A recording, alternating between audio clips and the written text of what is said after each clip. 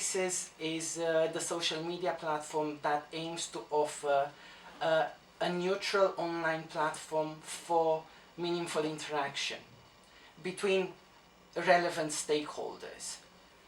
They are politicians, citizens, candidates, organizations, academics, and journalists. Each politician and all the other stakeholders can create a profile. Then they receive questions on their profile. The community decides which questions are the most relevant through an upvote and downvote system. And then the politicians and the other relevant stakeholders can reply by either text or video.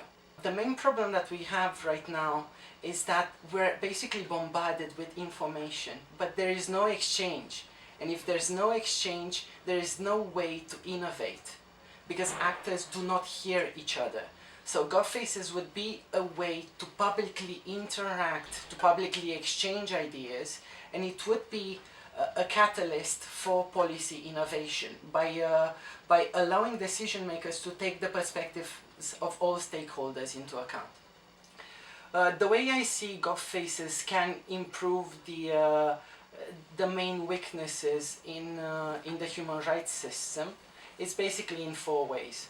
The first one is to allow stakeholders to build a reputation, institutions and organizations to build a reputation for transparency and accountability.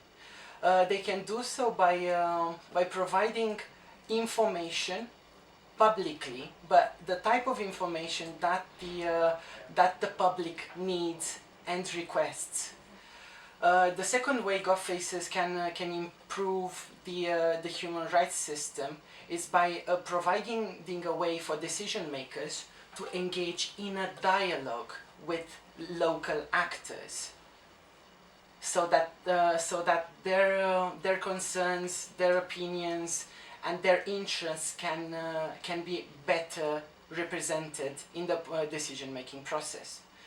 The third way GOVFACES can help is as far as the monitoring process is concerned.